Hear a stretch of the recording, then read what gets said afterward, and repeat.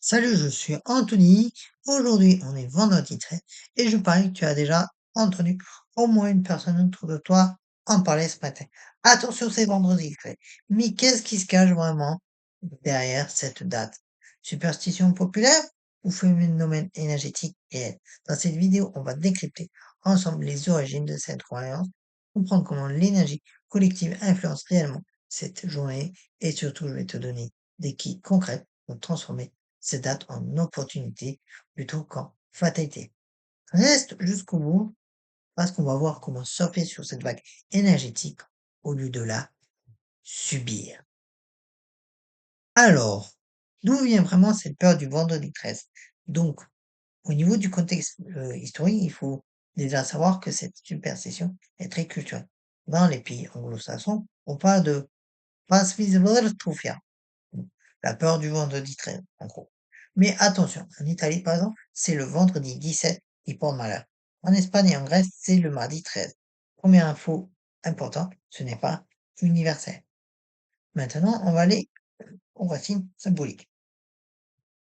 Le chiffre 13 a toujours eu une symbolique particulière.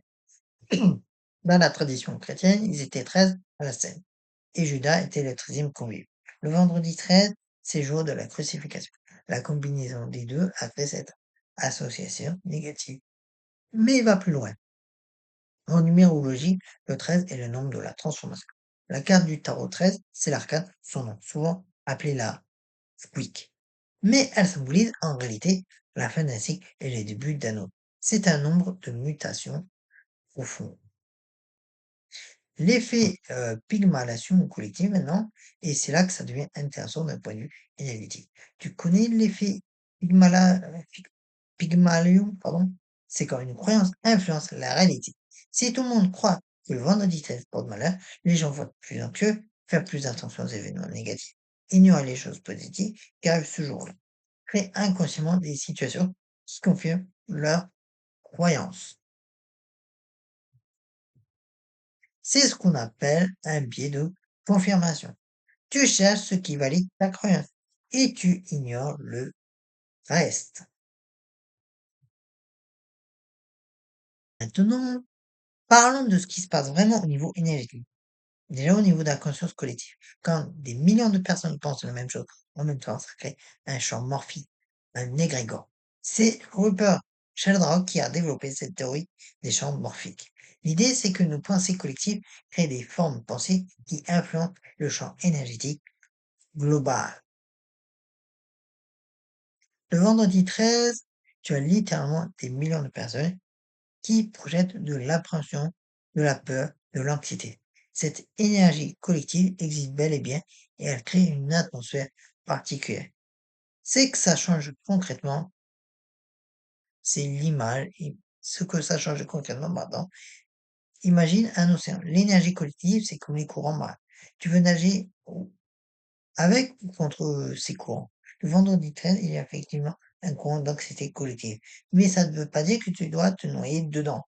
En tant que praticien énergétique, je te confirme que cette journée a une signature vibratoire particulière. Mais attention, cette signature n'est ni bonne ni mauvaise en toi. C'est ce que tu en fais qui compte vraiment. Les deux phases de cette énergie, maintenant, ben déjà, le vendredi 13 apporte deux choses simultanément.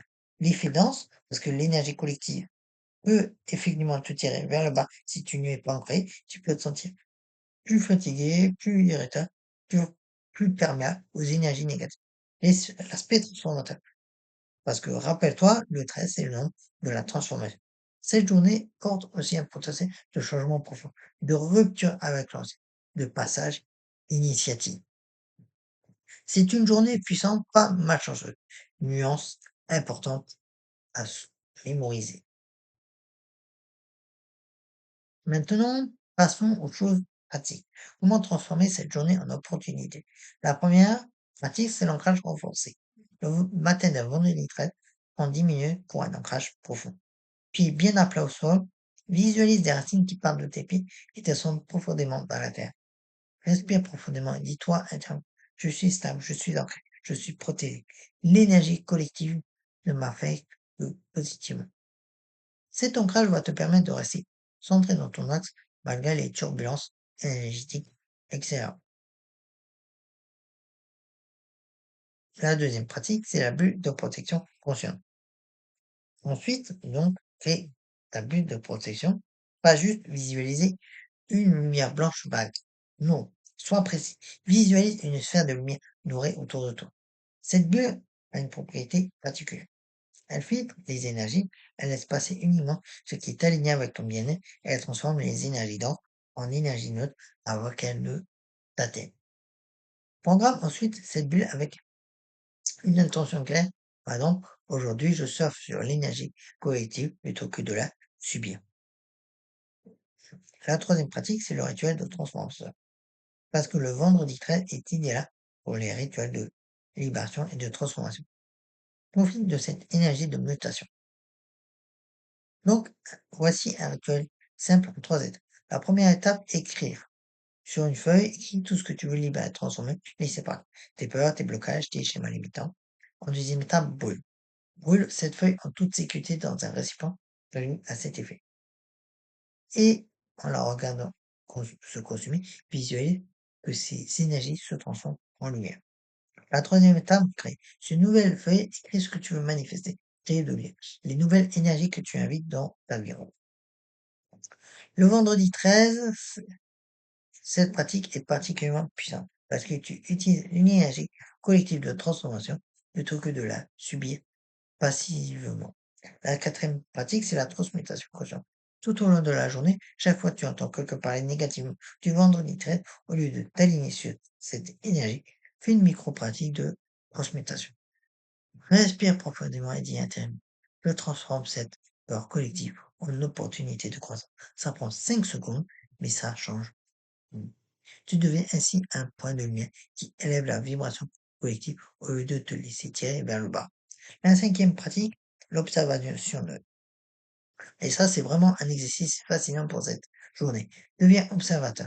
Note pendant la journée comme une fois les gens mentionnent le vendredi 13. Observe leurs réactions, leurs projections, mais reste dans une observation neutre sans jugement. Tu vas te rendre compte que la majorité des preuves que les gens donnent de la marchande du vendredi 13 sont en fait des événements du quotidien. Ils n'auraient même pas remarqué un autre jour. Cette observation va renforcer ta conscience et tes capacités à ne pas te laisser influencer par les croyances collectives. Sixième pratique, le journal de gratitude spécial. Ce soir, avant de tout coucher, prends ton journal et note spécifiquement toutes les choses positives qui te sont arrivées aujourd'hui, même les petites choses. Tu vas probablement être surpris de voir que ton vendredi 13 n'était pas différent des autres jours, voire meilleur parce que tu étais plus conscient. Alors, le vendredi 13, mythe ou réalité énergétique? La réponse, c'est les deux. C'est un mythe dans le sens où la marchande attribuée à ce jour n'a aucune base objective, mais c'est une réalité énergétique dans le sens où la croyance collective est effectivement un champ énergétique particulier. La vraie question n'est pas de savoir si cette journée est spéciale, mais plutôt comment utilises-tu cette particularité? Tu peux subir l'énergie collective et confirmer la superstition, ou tu peux consciemment surfer sur cette vague de transformation et utiliser cette journée comme un tremplin pour ta croissance personnelle. Rappelle-toi, tu n'es pas une victime des énergies collectives. Tu es un créateur conscient de ta réalité. Le vendredi 13, comme n'importe quelle autre journée, reflète la qualité de ta conscience et de ton intention.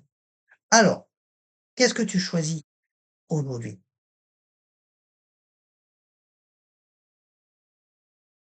Vidéo t'a apporté un nouvel éclat, pense à liker et à t'abonner pour plus de contenu sur l'énergie et la conscience. Partage en commentaire comment s'est passé ton vendredi militaire. Est-ce que tu as appliqué une de ces pratiques? Quels ont été tes résultats? Et si tu veux aller plus loin dans ton développement énergétique, tu trouveras le lien vers mes accompagnements en description. Prends soin de toi, reste un et n'oublie pas, tu es plus puissant que n'importe quelle superstition. À très vite!